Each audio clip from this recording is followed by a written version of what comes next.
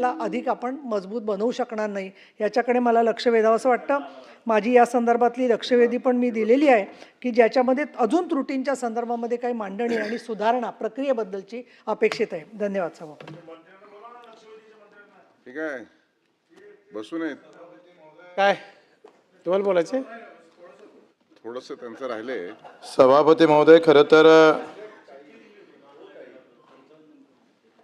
आज सभागृहामध्ये डान्स बारचा असेल आणि सावकारकी कायदा याच्या माध्यमातून आबाची पुन्हा आठवण झाली. दोनही कायदे त्यांनीच आणलेले होते. आणि सभापती महोदय, आमची इथे संत गाडगे महाराज आहे आणि संत गाडगे महाराजांनी या सावकाराला शेतात झोडपलं होतं, ठोकला होता धरून. संत होते गाडगे महाराज. आणि ते आबानं खरं तर हा कायदा आणून ते सिद्ध केलेला आहे. लातूरची घटना आहे, माननीय मंत्री महोदयांच्या जिल्ह्यातली आहे. निलंगा गणेश आलिंबापुरे यांनी फायनान्स कंपनीकडून 1.5 लाख रुपये घेतले आणि 55 लाख रुपये फेडले. पुन्हा 1 कोटी कर्ज दाखवलं आणि 8 एकर जमीन त्याची हडप केली. काय होतंय समजत नाही. म्हणजे अशा पद्धतीनं जर वसुली होणं सुरू झाली तर 20 शेतकरी फरार आहे, गावातच नाही आहे.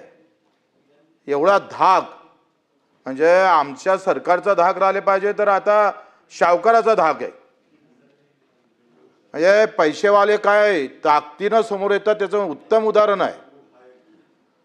सभापती महोदय, हे तर ऐवज सावकारकी आहेच, पण मायक्रो फायनान्सवाले असन, फायनान्सवाले असल, मधात गाडी थांबवतं असं आणि नवरा बायकोले उतरून ते गाडी जप्त करते. बिलकुल बेशिस्त आहे. कोई त्याच्यावर कलेक्टरले सांगा तो ते आमच्याकडे काही नाही आहे. 1 लाखाचे 55 लाख आणि पुन्हा 1 कोटी आणि 8 एकर जमीन. अरे अफजल खान परवडला ना. तो कम से कम राज्य जिंकासाठी तरी करत होता, हे पैशासाठी करतोय. कोणी त्याच्यावर बोलणार नाही, कोणी त्याला काही सांगणार नाही, कोणी त्याच्यावर लगाम लावणार नाही. चाललं काय? तो रोशन खुळेनं किडनी विकली. मी तिथं मोर्चा काढला, 15 किलोमीटर पायी चढलो. 6 सावकार आहेत, 6. आणि 6 सावकारांनी त्याच्यात बरोबर चेन तयार करून 1 लाखाचे 70-80 लाख वसूल करून 8 लाखाची किडनी विकून त्याच्याकडून वसुली करण्याचा प्रयत्न. इतकं धाडस येतं कशाला? कसं येतं एवढं धाडस? याची ताकद कशी होतं लोकांची?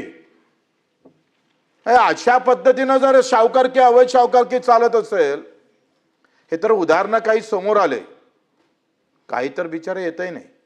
इज्जती काय लुटल्या जातं, त्याचं घर काय तोडल्या जातं.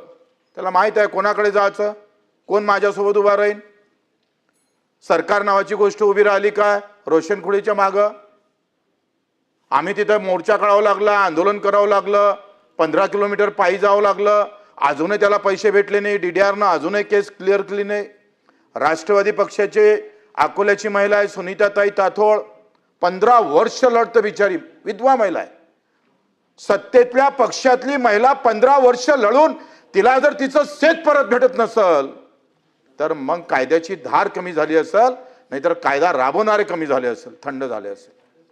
या सगळ्या संदर्भात मला वाटतं एक आढावा घेतला पाहिजे. DDR मध्ये किती केसेस केल्या, DDRनं किती केसेस त्या शेतकऱ्याच्या बाजूने लावल्या, किती सावकाराच्या बाजूने लावल्या. आता सावकार 10, 15, 20, 200 कोटीचा मालक आहे आणि शेतकरी सभापती महोदय त्याच्याजवळ 10-15 लाखही द्याले नाही. आता त्या DDR समोर हा जेव्हा 50-20 कोटीचा सावकार जाऊन बसतं, DDR ची हिंमत आहे शेतकऱ्याच्या बाजूने निर्णय द्यायची? पैसा करे भल कैसा, पैसा आहे तो सब कुछ है, तिथं आपण रोज पाहतोय. आणि मग त्या DDR काय बंधन आहे का? त्यानं जे काही निकाल लावले त्याच्यावर तुम्ही काही चाचपणी केली का, तपासणी केली का? कसे निकाल लावले, काय लावले, कशा पद्धतीने तो देतोय?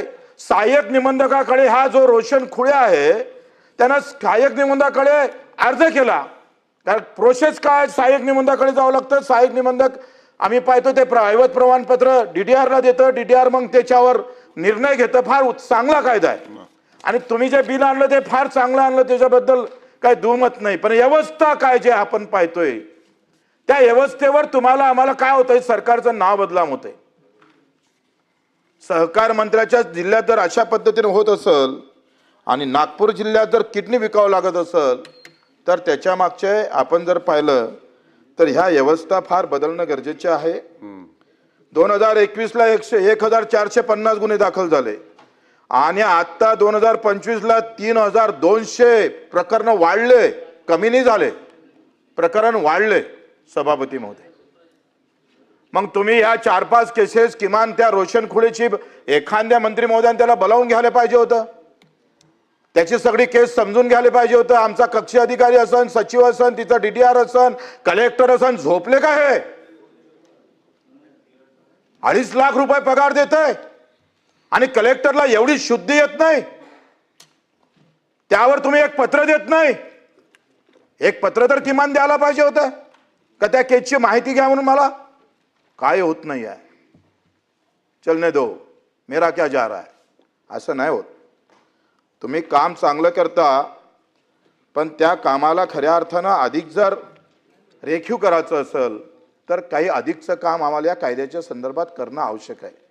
आम्ही जर ते केलं नाही तर येणारी घडी तुम्ही सांगा, बँकेच्या बाहेर 50% लोक गेले, ते बँकेच्या आत आता घ्या, ह्या कर्जमाफीमुळे काही येईन, पण बँकेच्या बाहेर गेलेल्या लोकांसाठी ही दुसरी व्यवस्था आहे सावकारकीची. मग या सगळ्या संदर्भात तुम्ही मला वाटतं एक आढावा घेतला पाहिजे. किती DDR मध्ये केस गेले, किती त्याच्या शेतकऱ्याच्या बाजूने लागले, हे पटलावर ठेवलं पाहिजे. आम्हालाही माहीत झालं पाहिजे काय तिथे होतं नाही होत. या किती सावकार जेलमध्ये आहे. कायदा खूप चांगला आहे, DDRला अधिकार आहे आणि त्याचं शेत परत किती. तुमचा हा कायद्याची उपलब्धी काय ते आम्हाला सांगा. तुम्ही चांगली उपलब्धी असेल, तुमच्या काळात काय अधिक तुम्ही बदल केलेला असेल. किती सावकार DDRच्या तुम्ही बैठकी घेतल्या या सगळ्या संदर्भात, काय आढावा घेतला का नाही घेतला. आणि मग किती शेतकऱ्यांना त्याच्या जमिनी परत दिल्या. उद्या एक सोहळा, थोडं शेतकऱ्यांना अधिक आनंद होईल, त्याला ताकद वाढेल. कारण वाईट गोष्टी होत असेल तर चांगल्या गोष्टीचा प्रभाव सुद्धा महाराष्ट्रावर गेला पाहिजे सभापती महोदय. आणि तो फार महत्वाची गोष्ट असतं. आणि म्हणून या सगळ्या संदर्भात, फायनान्स कंपनीच्या संदर्भात असेल, मायक्रो फायनान्स असेल, या संदर्भात सुद्धा पुढाकार मला वाटते तुमच्या खात्यास अखत्यारीत जरी नसलं तरी आपण मुख्यमंत्री महोदयांना ह्या गोष्टी सांगितल्या पाहिजे. तुमच्या जिल्ह्यातली गोष्ट आहे, 20 शेतकरी फरार होतं एका कंपनीमुळं, तर याची दखल मला वाटते मुख्यमंत्र्यासह आपण सर्वांनी घेऊन त्याच्यावर तातडीनं कशा कारवाई, काही उपाययोजना, त्यांचे तर दुप्पट, चौपट, 10 पट, 100 पट, 1000 पट, म्हणजे असं वाटते काही नियंत्रणच नाही, सुखसुकाट है, आओ और लूट लो, जितना लूटना है लूट लो, हम देखते रहते जाएंगे. असं नाही झालं पाहिजे. सरकार मध्ये असताना या गोष्टी आम्हाला खुणावतं आणि त्यासाठी तुमचं आमचं सगळ्याचं नाव बदनाम होतं. आम्ही नाही बोललो तरी आम्हाला बदनाम केलं जातं, तुम्ही नाही केलं तर सरकार बदनाम होते, लक्षात ठेवा. आणि म्हणून त्यासाठी पण सुद्धा तुमच्यात लातूर जिल्ह्यातल्या प्रकरण, नागभीडचं प्रकरण आणि त्या सुनीताताई तातोड या सगळ्या संदर्भात आम्हाला माहिती द्या. हे अधिवेशन संपायच्या अगोदर हे महत्त्वाचे गाजलेले प्रकरण आहे. या सगळ्या संदर्भात का बरं कोणं माती खाल्ली ते पाहिलं नाही पाहिजे. आणि म्हणून सभापती महोदय, खरं तर मी सहकार मंत्री म्हणून मी त्यांच्या तालुक्यात पण गेलो आहे, त्यांचं काम जवळून पाहिलेलं आहे, अतिशय चांगलं काम आहे. पण हे सगळं असताना सुद्धा जो दरारा पाहिजे ना, वो दरारा होना चाहिए. असं वाटलं पाहिजे जा रहे अब कठीण है अब सब, असं